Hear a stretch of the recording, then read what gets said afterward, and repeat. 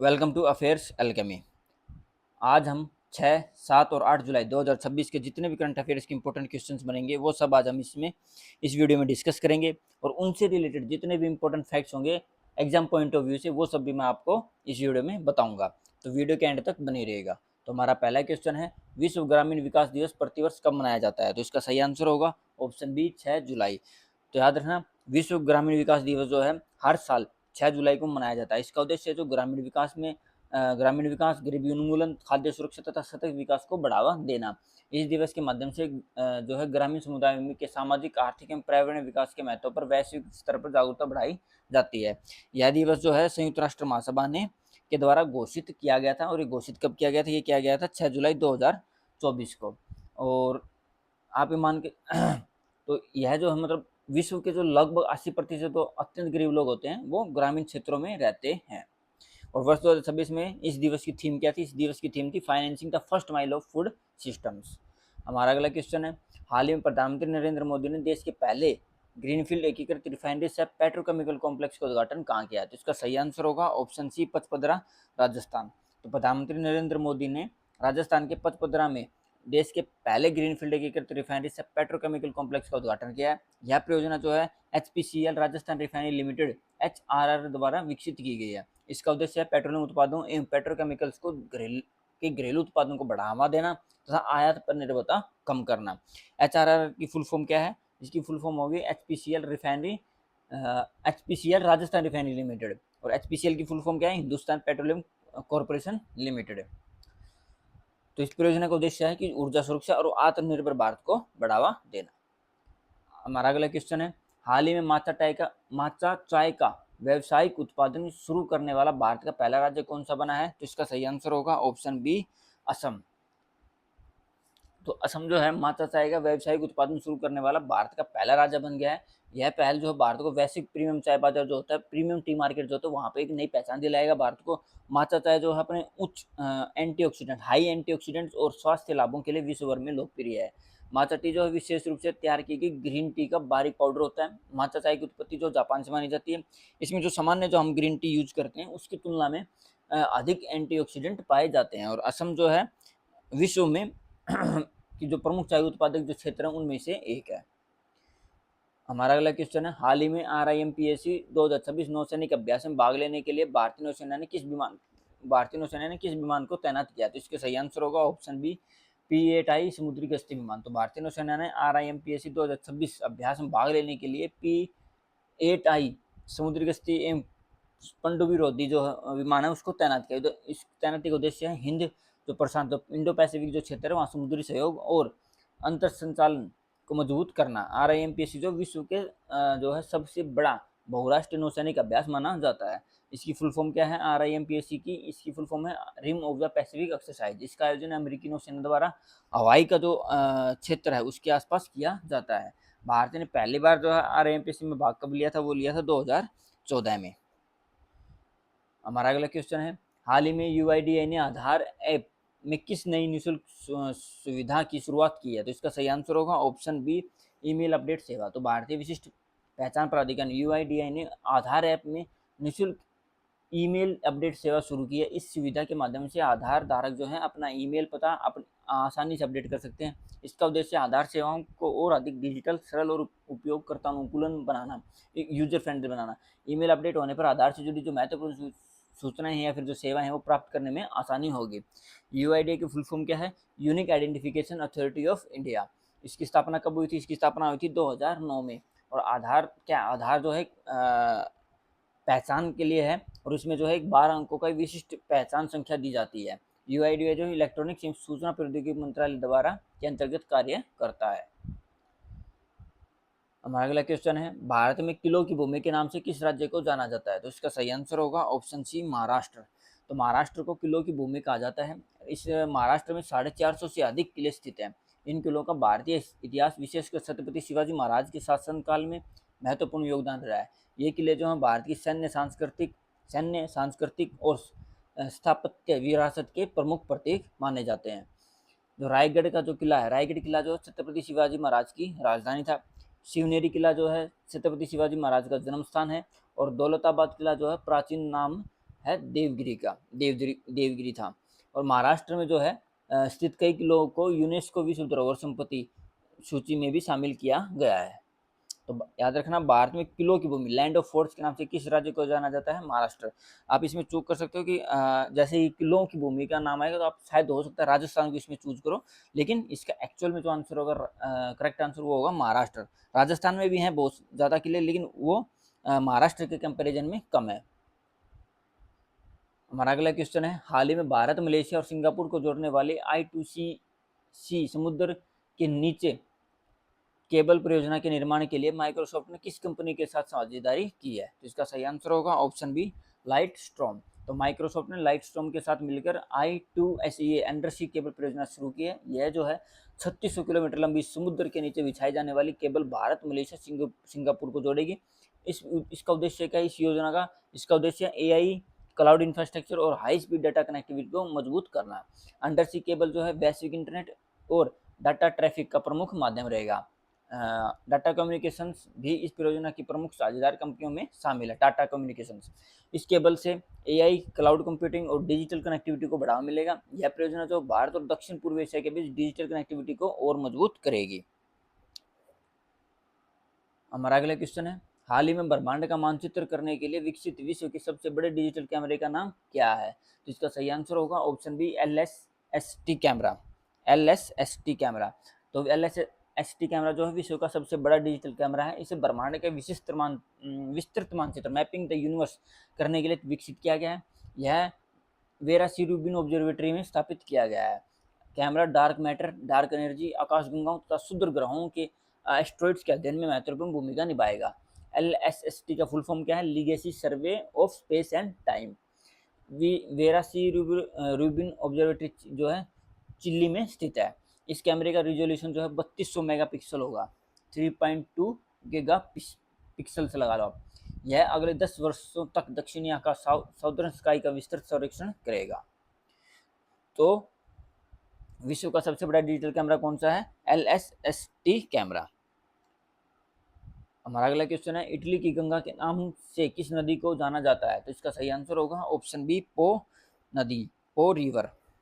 तो पो नदी को इटली की गंगा कहा जाता है। यह इटली की सबसे लंबी नदी है। इसका उद्गम कोटियन आल्प्स से होता है। यह नदी जो है एड्रियाटिक सागर जो है उसमें जाके गिरती है। उत्तरी इटली के कृषि औद्योगिक क्षेत्रों के लिए यह अत्यंत महत्वपूर्ण है। पो नदी जो है इसकी लंबाई जो है 652 किलोमीटर है। यह इटली की सबसे लंबी नदी है। पो घाटी इटली का सबसे उपजाऊ और कृषि क्षेत्र माना जाता है। यह नदी इटली की अर्थव्यवस्था, कृषि और जल परिवहन में महत्वपूर्ण भूमिका निभाती है। तो इटली की गंगा किसे कहा जाता है? पो नदी को, पो रिवर को। हमारा अगला क्वेश्चन है, हाल ही में भारत सरकार ने प्रवासी भारतीयों के लिए कौन सी नई डिजिटल सुविधा शुरू की है? तो इसका सही आंसर होगा ऑप्शन सी, EOIC कार्ड। तो भारत सरकार ने OIC कार्ड धारकों, overseas citizens of India, OCI के लिए EOIC कार्ड लॉन्च किया है। इस डिजिटल कार्ड को स्मार्टफोन में सुरक्षित रूप से रखा जा सकता है। इसका उद्देश्य यात्रा, पहचान सत्यापन और दस्तावेजों की उपलब्धता को अधिक आसान एवं सुरक्षित बनाना है। OCI का फुल फॉर्म क्या है? ओवरसीज सिटीजन ऑफ इंडिया, भारतीय प्रवासी नागरिक। OCI कार्ड विदेशी नागरिकता रखने वाले भारतीय मूल के पात्र व्यक्तियों को जारी किया जाता है। OCI कार्ड धारकों को भारत में आजीवन बहुप्रवेश वीजा की सुविधा मिलती है। OCI योजना की शुरुआत 2005 में की गई थी। हमारा अगला क्वेश्चन है, विश्व जूनोसिस दिवस प्रतिवर्ष कब मनाया जाता है? तो इसका सही आंसर होगा ऑप्शन ए, 6 जुलाई। तो विश्व जूनोसिस दिवस जो है हर साल 6 जुलाई को मनाया जाता है। इसका उद्देश्य है जानवरों से मनुष्यों में फैलने वाली बीमारियां, जोनोटिक जो डिसीज हैं, उनके प्रति जागरूकता बढ़ाना है। यह दिवस 6 जुलाई 1885 को लुई पास्चर द्वारा रेबीज का पहला सफल टीका लगाने की स्मृति में मनाया जाता है। जूनोटिक रोगों में rabies, bird flu, Nipah, Ebola और कोविड-19 जैसी बीमारियां शामिल हैं। जोनोसिस जो है वे रोग हैं जो पशुओं से मनुष्यों में फैलते हैं। जोनोसिस कौन से रोग होते हैं? वो रोग हैं जो पशुओं से मनुष्य में फैलते हैं। रेबीज जो है घातक वायरल जूनोटिक रोग है जो कि कुत्ते के, बिल्ली के या बंदर के काटने से होती है। लुई पास्चर को आधुनिक सूक्ष्मजीव विज्ञान का जनक भी कहा जाता है, माइक्रोबायोलॉजी का जनक भी कहा जाता है। तो विश्व जूनोसिस दिवस कब मनाया जाता है? 6 जुलाई को। हमारा अगला क्वेश्चन है, हाल ही में आईसीसी महिला टी20 विश्व कप का खिताब किस देश ने जीता? तो इसका सही आंसर होगा ऑप्शन सी, ऑस्ट्रेलिया। तो ऑस्ट्रेलिया ने आईसीसी महिला टी20 विश्व कप 2026 का खिताब जीतकर रिकॉर्ड 7वीं बार यह उपलब्धि हासिल की है। मतलब 7वीं बार, लगातार 7वीं बार जो है ऑस्ट्रेलिया ने ये खिताब जीता है। ऑस्ट्रेलिया महिला क्रिकेट की सबसे सफल टीमों में से एक है। इस जीत के साथ उसने महिला टी20 विश्व कप में अपना दबदबा और मजबूत किया। यह उपलब्धि ऑस्ट्रेलिया की लगातार उत्कृष्ट प्रदर्शन और मजबूत क्रिकेट प्रणाली को दर्शाता है। आईसीसी की full form international cricket council. ICC का मुख्यालय कहाँ है? दुबई, संयुक्त अरब अमीरात, यूएई। महिला टी20 विश्व कप का आयोजन आईसीसी द्वारा किया जाता है। ऑस्ट्रेलिया महिला टीम विश्व क्रिकेट की सबसे सफल टीमों में गिनी जाती है। हमारा अगला क्वेश्चन है, हाल ही में डॉक्टर श्यामा प्रसाद मुखर्जी की कौन सी जयंती मनाई गई है? तो इसका सही आंसर होगा ऑप्शन सी, 125वीं। तो 6 जुलाई 2026 को डॉक्टर श्यामा प्रसाद मुखर्जी की 125वीं जयंती मनाई गई है। इनका जन्म 6 जुलाई 1901 को कोलकाता में हुआ था, पश्चिम बंगाल में। वे स्वतंत्र भारत के प्रथम उद्योग एवं आपूर्ति मंत्री, ministry for industry and supply थे। वे भारतीय जनसंघ जो के संस्थापक भी थे और राष्ट्रीय एकता के प्रबल समर्थक माने जाते हैं। डॉक्टर श्यामा प्रसाद मुखर्जी कोलकाता विश्वविद्यालय के सबसे कम उम्र के कुलपति, वाइस चांसलर बने थे। उन्होंने 1951 में भारतीय जनसंघ की स्थापना की थी। उनका प्रसिद्ध नारा था, एक देश में दो विधान, दो प्रधान और दो निशान नहीं चलेंगे। 23 जून 1953 को जम्मू कश्मीर में उनका निधन हुआ था। 23 जून 1953 में उनका निधन हुआ था और उनका प्रसिद्ध नारा कौन सा था? एक देश में दो विधान, दो प्रधान और दो निशान नहीं चलेंगे। हमारा अगला क्वेश्चन है, हाल ही में अंतर्राष्ट्रीय फुटबॉल से संन्यास की घोषणा किस खिलाड़ी ने की है? तो इसका सही आंसर होगा ऑप्शन सी, नेमार जूनियर। तो ब्राजील के स्टार फुटबॉलर नेमार जूनियर ने फीफा विश्व कप 2026 में ब्राजील के राउंड ऑफ 16 से बाहर होने के बाद अंतर्राष्ट्रीय फुटबॉल से संन्यास लेने की घोषणा की है। नेमार जो है ब्राजील के इतिहास के सर्वाधिक अंतर्राष्ट्रीय गोल करने वाले खिलाड़ी हैं। उन्होंने अपने अंतर्राष्ट्रीय कैरियर में कई बड़े टूर्नामेंटों में ब्राजील का प्रतिनिधित्व किया। उनका कैरियर अपनी शानदार ड्रिबलिंग, गोल स्कोरिंग और प्ले मेकिंग क्षमता के लिए जाना जाता है। नेमार का पूरा नाम क्या है? नेमार दा सिल्वा सैंटोस जूनियर। वे ब्राजील की सर्वाधिक अंतर्राष्ट्रीय गोल करने वाले खिलाड़ी हैं। उन्होंने 2013 में फीफा कॉन्फेडरेशंस कप जीतने वाली ब्राजील टीम में महत्वपूर्ण भूमिका निभाई थी। क्लब स्तर पर वे Santos, Barcelona, Paris Saint Germain और अल हिलाल के लिए खेल चुके हैं। हमारा अगला क्वेश्चन है, हाल ही में प्रधानमंत्री नरेंद्र मोदी ने सीजी सेमी की OSAT outsource semiconductor assembly and test सुविधा का उद्घाटन कहाँ किया है? तो इसका सही आंसर होगा ऑप्शन बी, सानंद, गुजरात।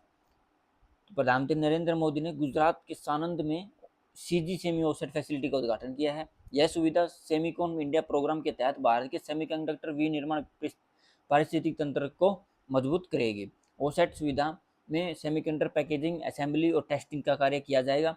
इससे भारत को सेमीकंडक्टर क्षेत्र में आत्मनिर्भर बनाने और वैश्विक सप्लाई चेन में उसकी भागीदारी बढ़ाने में मदद मिलेगी। ओसेट का फुल फॉर्म क्या होगा? Outsource semiconductor assembly and test. Semicon India programme की शुरुआत कब हुई थी? इसकी शुरुआत हुई थी 2021 में। सानंद जो है गुजरात में है। भारत के उभरते सेमीकंडक्टर एवं इलेक्ट्रॉनिक्स विनिर्माण केंद्रों में से एक बन रहा है। हमारा अगला क्वेश्चन है, ग्लोबल पासपोर्ट इंडेक्स 2026 में भारत का पासपोर्ट किस स्थान पर रहा? तो इसका सही आंसर होगा ऑप्शन सी, 125वें स्थान पर। तो ग्लोबल पासपोर्ट इंडेक्स 2026 में भारत का पासपोर्ट 125वें स्थान पर रहा। भारत का कुल स्कोर 45.1 रहा, जो पिछले वर्ष की तुलना में बेहतर है। रैंकिंग में गिरावट का मुख्य कारण अन्य देशों के पासपोर्ट प्रदर्शन की अधिक सुधार होना है। यह सूचांक विभिन्न देशों के पासपोर्टों और की वैश्विक गतिशीलता और अन्य मानकों के आधार पर तैयार किया जाता है।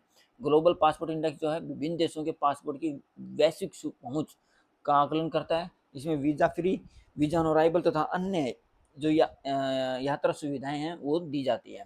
बेहतर स्कोर का अर्थ है कि पासपोर्ट धारकों को अधिक देशों में यात्रा की सुविधा उपलब्ध होती है। यह रैंकिंग देशों के बीच पासपोर्ट की अंतर्राष्ट्रीय स्वीकार्यता को दर्शाती है।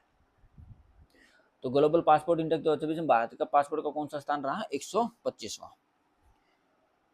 हमारा अगला क्वेश्चन है, हाल ही में चर्चा में रहा कि गोम्पा मोनेस्ट्री किस राज्य में स्थित है? तो इसका सही आंसर होगा ऑप्शन सी, हिमाचल प्रदेश। तो की गोम्पा हिमाचल प्रदेश की स्पीति वैली में स्थित एक प्रसिद्ध बौद्ध मठ है। यह समुद्र तल से लगभग 4166 मीटर की ऊंचाई पर स्थित है। यह मठ जो है 1000 वर्ष से अधिक पुराना माना जाता है। यह स्पीति घाटी का सबसे बड़ा और सबसे महत्वपूर्ण बौद्ध मठ है। की गोम्पा को की गोम्पा जो है को की मठ भी कहा जाता है। यह तिब्बती बौद्ध धर्म के गेलुग संप्रदाय से संबंधित है। यह स्पीति नदी के निकट एक पहाड़ी पर स्थित है। यहाँ प्राचीन बौद्ध पांडुलिपियां, भित्तिचित्र, मूलास जो है, प्रार्थना कक्ष और पारंपरिक तिब्बती वाद्य यंत्र संरक्षित हैं। हमारा अगला क्वेश्चन है, हाल ही में विश्वकर्मा श्रम सम्मान योजना किस राज्य सरकार द्वारा संचालित की जा रही है? तो इसका सही आंसर होगा ऑप्शन सी, उत्तर प्रदेश। तो उत्तर प्रदेश सरकार द्वारा विश्वकर्मा श्रम सम्मान योजना संचालित की जा रही है। इसका उद्देश्य पारंपरिक कारीगरों एवं शिल्पकारों को आर्थिक रूप से सशक्त बनाना है। योजना के तहत निःशुल्क कौशल प्रशिक्षण, आधुनिक टूलकिट तथा वित्तीय सहायता ऋण उपलब्ध कराया जाएगा। इससे कारीगरों के रोजगार और स्वरोजगार को बढ़ावा मिलता है। योजना का संचालन उत्तर प्रदेश के सूक्ष्म, लघु एवं मध्यम उद्यम विभाग द्वारा किया जा रहा है। प्रशिक्षण के बाद लाभार्थियों को आधुनिक टूलकिट प्रदान की जाती है। योजना में दर्जी, बढ़ई, लोहार, कुम्हार, नाई, सुनार, राजमिस्त्री सहित कई पारंपरिक व्यवसाय शामिल हैं। आवेदन ऑनलाइन माध्यम से किया जा सकता है। तो विश्व श्रम सम्मान योजना किस राज्य सरकार द्वारा शुरू की गई है? उत्तर प्रदेश सरकार द्वारा। हमारा अगला क्वेश्चन है, वर्ष 2025-26 में सर्वाधिक भौगोलिक संकेतक जो जियोग्राफिकल इंडिकेशन जीआई टैग है उनका पंजीकरण किस राज्य ने प्राप्त किया है? तो इसका सही आंसर होगा ऑप्शन सी, मध्य प्रदेश। तो वर्ष 2025-26 में मध्य प्रदेश ने 26 जीआई पंजीकरण के साथ देश में पहला स्थान प्राप्त किया। पश्चिम बंगाल 24 जीआई पंजीकरण के साथ दूसरे स्थान पर रहा। और वर्ष 2025-26 में भारत में 125 नए जीआई टैग पंजीकृत किए गए। इसके साथ भारत में जीआई पंजीकरणों की कुल संख्या कितनी हो गई? वो हो गई 822। तो जीआई जो जियोग्राफिकल इंडिकेशन किसी उत्पाद की भौगोलिक पहचान और उसकी विशिष्ट गुणवत्ता को दर्शाता है। भारत में जो जीआई पंजीकरण है, जियोग्राफिकल इंडिकेशन ऑफ गुड्स, वो रजिस्ट्रेशन एंड प्रोटेक्शन एक्ट 1999 के तहत किया जाता है। जीआई टैग का पंजीकरण चेन्नई से जीआई रजिस्ट्री द्वारा किया जाता है। जीआई टैग से उत्पादों को कानूनी संरक्षण तथा वैश्विक पहचान मिलती है। तो सबसे ज़्यादा 2025-26 के जो फाइनेंशियल ईयर था, उस वर्ष था, उसके अंदर सबसे ज़्यादा जियोग्राफी जो जीआई टैग है वो किस राज्य में हुए? वो हुए मध्य प्रदेश में। कुल कितने हुए? 26। दूसरे नंबर पश्चिम बंगाल, उसमें कितने हुए? 24। हमारा अगला क्वेश्चन है, हाल ही में सरकारी स्कूलों को आधुनिकीकरण के लिए मिशन कायाकल्प किस सरकार ने शुरू किया है? दिल्ली। ऑप्शन बी, दिल्ली सरकार। तो दिल्ली सरकार ने सरकारी स्कूलों के आधुनिकीकरण के लिए मिशन कायाकल्प शुरू किया है। इस मिशन के तहत स्कूलों के भवन, कक्षाओं, प्रयोगशालाओं, पुस्तकालयों, शौचालयों तथा खेल सुविधाओं का उनमें उन्नयन किया जाएगा, मतलब उसको मॉडिफाई किया जाएगा, मॉडर्नाइजेशन भी किया जाएगा उनका। इसका उद्देश्य छात्रों को बेहतर एवं आधुनिक शैक्षणिक वातावरण उपलब्ध कराना है। यह पहल सरकारी विद्यालयों में शिक्षा की गुणवत्ता और बुनियादी सुविधाओं में सुधार पर केंद्रित है। मिशन के तहत स्कूल भवनों का नवीकरण और स्मार्ट सुविधाओं का विकास किया जाएगा। छात्रों के लिए सुरक्षित, स्वच्छ और आधुनिक शिक्षण वातावरण तैयार किया जाएगा। इस पहल में कई जिलों के सरकारी विद्यालयों को शामिल किया गया है। मिशन का उद्देश्य सरकारी विद्यालयों को निजी स्कूलों के समान गुणवत्तापूर्ण सुविधाएं उपलब्ध कराना है। तो मिशन कायाकल्प किस राज्य सरकार ने शुरू किया है? दिल्ली सरकार ने। हमारा अगला क्वेश्चन है, हाल ही में विश्व समाज दिवस कब मनाया गया है? तो इसका सही आंसर होगा ऑप्शन सी, 7 जुलाई। तो विश्व समाज दिवस जो है हर साल 7 जुलाई को मनाया जाता है। इसका उद्देश्य क्या है? इसका उद्देश्य है क्षमा, करुणा, शांति और आपसी सद्भाव को बढ़ावा देना। यह दिवस जो लोगों को द्वेष, क्रोध, कटुता को छोड़कर क्षमा के मार्ग का अपनाने के लिए प्रेरित करता है। क्षमा को मानसिक शांति और बेहतर सामाजिक संबंधों का महत्वपूर्ण आधार माना जाता है। समाज जो है मानसिक स्वास्थ्य और भावनात्मक संतुलन के लिए लाभकारी माना जाता है। यह दिवस सद्भाव, सहिष्णुता और मानवीय मूल्यों को बढ़ावा देता है। विश्व भर में इस अवसर पर जागरूकता कार्यक्रम आयोजित किए जाते हैं। व्यक्तिगत और सामाजिक जीवन में संवाद एवं मेल मिलाप को प्रोत्साहित किया जाता है। तो याद रखना, विश्व क्षमा दिवस, वर्ल्ड फॉरगिवनेस डे कब मनाया जाता है? हर साल 7 जुलाई को मनाया जाता है। हमारा अगला क्वेश्चन है, हाल ही में राष्ट्रीय ई गवर्नेंस पुरस्कार 2026 स्वर्ण पुरस्कार किस एआई संचालित मानसिक स्वास्थ्य प्लेटफॉर्म को मिला? तो इसका सही आंसर होगा ऑप्शन बी, आईसीएमआर माइंड्स। तो आईसीएमआर माइंड्स को नेशनल ई गवर्नेंस अवार्ड 2026 में गोल्ड अवार्ड से सम्मानित किया गया है। यह आईसीएमआर द्वारा विकसित एआई संचालित मानसिक स्वास्थ्य प्लेटफॉर्म है। इसका उद्देश्य मानसिक स्वास्थ्य को की शीघ्र पहचान, स्क्रीनिंग एवं उपचार को अधिक सुलभ बनाना। यह प्लेटफॉर्म जो है कृत्रिम बुद्धिमत्ता, आर्टिफिशियल इंटेलिजेंस, एआई की सहायता से मानसिक स्वास्थ्य सेवाओं की गुणवत्ता में सुधार करता है। आईसीएमआर का फुल फॉर्म क्या है? Indian council of medical research. और आईसीएमआर भारत का सर्वोच्च जैव चिकित्सा अनुसंधान है, बायोमेडिकल रिसर्च संस्थान है। यह स्वास्थ्य एवं परिवार कल्याण मंत्रालय के अंतर्गत कार्य करता है। एआई आधारित प्लेटफॉर्म का उद्देश्य मानसिक स्वास्थ्य सेवाओं को अधिक सुलभ, तेज और प्रभावी बनाना है।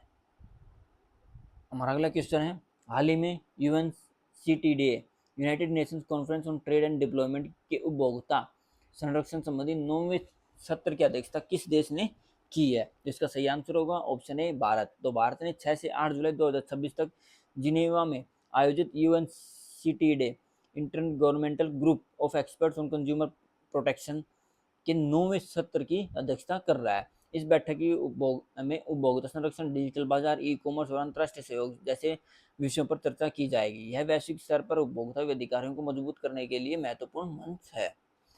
यूएनसीटीडी फुल फॉर्म क्या है? United nation conference on Trade and development. इसकी स्थापना कब हुई थी? यूएनसीटीडी की 1964 में। इसका मुख्यालय जिनेवा में है, जो कि स्विट्जरलैंड में स्थित है।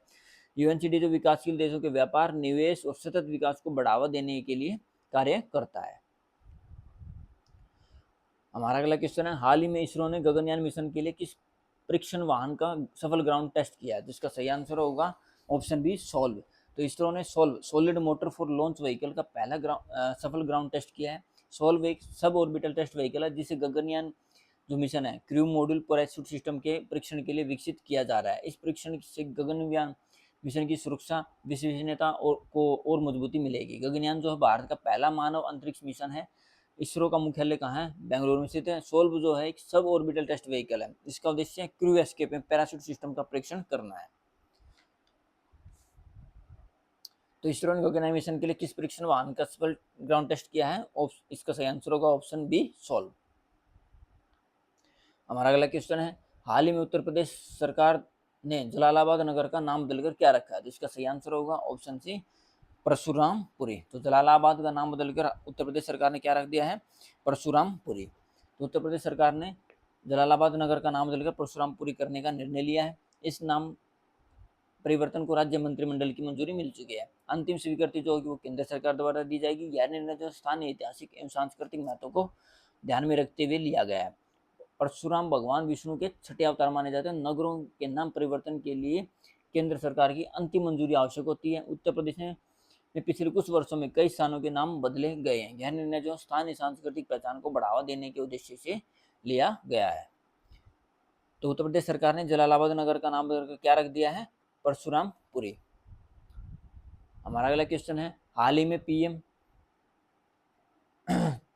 श्रमिक प्रोत्साहन योजना को किस राज्य सरकार ने मंजूरी दी है? तो इसका सही आंसर होगा ऑप्शन बी पश्चिम बंगाल। तो पश्चिम बंगाल ने पीएम श्रमिक प्रोत्साहन योजना जो है उसको मंजूरी दी है। इस योजना के लिए 313.3 करोड़ की जो पैकेज उसको स्वीकृत किया गया है। इसका उद्देश्य चाय बागान जो श्रमिक हैं उनकी शिक्षा, स्वास्थ्य और बुनियादी ढांचे में सुधार लाना है। इस योजना से लगभग 3 लाख से अधिक जो चाय बागान श्रमिक हैं उनको लाभ मिलने की उम्मीद है। जो पीएम CSPY जो का उद्देश्य क्या है? चाय बागान श्रमिकों को जीवन स्तर में सुधार लाना। योजना के तहत शिक्षा, स्वास्थ्य और आधारभूत सुविधाओं पर विशेष ध्यान दिया जाएगा। पश्चिम बंगाल भारत के प्रमुख चाय उत्पादक राज्यों में से एक माना जाता है। यह योजना जो है चाय बागान क्षेत्रों के समग्र सामाजिक और आर्थिक विकास को बढ़ावा देगी। हमारा अगला क्वेश्चन है, हाल ही में हरियाणा का पहला GI टैग प्राप्त फल कौन सा बना है? तो इसका सही आंसर होगा ऑप्शन सी सिरसा किन्नू। तो सिरसा किन्नू तो हरियाणा का GI टैग प्राप्त करने वाला पहला फल बन गया है। GI टैग मिलने पर से सिरसा किन्नू को विशिष्ट भौगोलिक पहचान और कानूनी संरक्षण प्राप्त हुआ है। इससे किसानों को बेहतर बाजार और उच्च मूल्य और निर्यात के नए अवसर मिलने की उम्मीद है। सिरसा हरियाणा का प्रमुख किन्नू उत्पादक क्षेत्र है। GI क्या होता है? GI होता है जियोग्राफिकल इंडिकेशन। तो भारत में जो GI कब से किस एक्ट के तहत है? वो है geographic indication of goods registration protection act 1999। तो इसका रजिस्ट्री कौन करता है? इसकी रजिस्ट्री करता है चेन्नई बेस्ड GI रजिस्ट्री है वो। और GI टैक्स उत्पादों की ब्रांड वैल्यू और निर्यात क्षमता बढ़ती है। हमारा अगला क्वेश्चन है, हाल ही में प्रधानमंत्री नरेंद्र मोदी को इंडोनेशिया का कौन सा सर्वोच्च नागरिक सम्मान प्रदान किया गया? तो इसका सही आंसर होगा ऑप्शन बी बिंतांग अडीपूर्णा। तो प्रधानमंत्री नरेंद्र मोदी को इंडोनेशिया का सर्वोच्च नागरिक सम्मान बिंतांग अडीपूर्णा प्रदान किया गया। यह सम्मान भारत इंडोनेशिया द्विपक्षीय संबंधों को मजबूत करने में उनके योगदान के लिए दिया गया। यह सम्मान इंडोनेशिया के सर्वोच्च नागरिक सम्मानों में शामिल है। यह सम्मान प्रधानमंत्री नरेंद्र मोदी को जकार्ता यात्रा के दौरान प्रदान किया गया है। जकार्ता जो है इंडोनेशिया की आर्थिक राजधानी है। इंडोनेशिया की आधिकारिक राजधानी क्या है? अब वो है नुसंतारा। नुसंतारा आधिकारिक राजधानी नुसंतारा, और लेकिन आर्थिक जो राजधानी है वो है जकार्ता। भारत और इंडोनेशिया जो है व्यापक रणनीतिक साझेदार भी हैं, और दोनों देश आसियान जो और हिंद प्रशांत क्षेत्रों में महत्वपूर्ण भूमिका साझेदारी करते हैं।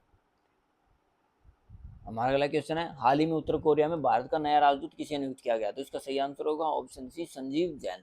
तो भारतीय विदेश मंत्रालय ने IFS अधिकारी जो है संजीव जैन को उत्तर कोरिया में भारत का नया राजदूत नियुक्त किया है। वे भारतीय विदेश सेवा के 2005 बैच के अधिकारी हैं। उनकी नियुक्ति भारत और उत्तर कोरिया के बीच राजनयिक संबंधों को और अधिक मजबूत करने की दिशा में महत्वपूर्ण मानी जा रही है। वे शीघ्र ही अपना कार्यभार संभालेंगे। उत्तर कोरिया की राजधानी क्या है? प्योंगयांग। उत्तर कोरिया के वर्तमान सर्वोच्च नेता किम जोंग उन है। भारत और उत्तर कोरिया के बीच 1973 से में राजनयिक संबंध स्थापित हुए थे, और MEA ministry of external affairs का मुख्यालय कहाँ है? नई दिल्ली में स्थित है। हमारा अगला क्वेश्चन है, हाल ही में दक्षिण कोरियाई तकनीक से भारत के पहले एयरफील्ड रबर डैम किस राज्य में बनाए गए हैं? तो इसका सही आंसर होगा ऑप्शन बी, गुजरात। गुजरात ने दक्षिण कोरिया की तकनीक का उपयोग कर भारत के पहले एयरफील्ड रबर डैम्स बनाए हैं। इन बांधों में हवा भरकर जल प्रवाह और जल स्तर को नियंत्रित किया जाएगा। इनका उद्देश्य जल संरक्षण, सिंचाई तथा बाढ़ प्रबंधन को बेहतर बनाना है। यह तकनीक जो है पारंपरिक बांधों की तुलना में अधिक लचीली, कम लागत और पर्यावरण अनुकूल मानी जाती है। एयरफील्ड जो रबर डैम्स होते हैं उनमें बने बैरियर में हवा भरकर जल स्तर को नियंत्रित किया जाता है। आवश्यकता पड़ने पर इनमें से हवा निकालकर जल प्रवाह सामान्य किया जा सकता है। इनका उपयोग सिंचाई एवं जल भंडारण और बाढ़ नियंत्रण में किया जाता है। यह तकनीक जो कई देशों में स्मार्ट जल प्रबंधन के लिए अपनाई जा रही है। ओके फ्रेंड्स, आज के लिए इतना ही। वीडियो को लाइक और शेयर जरूर कीजिएगा, और कमेंट करके जरूर बताइएगा कि आपको ये वीडियो कैसी लगी। और आगे ऐसे ही करंट अफेयर्स के इम्पोर्टेंट क्वेश्चंस के लिए मेरे चैनल को सब्सक्राइब कीजिएगा। Thank you. जय हिंद, जय भारत।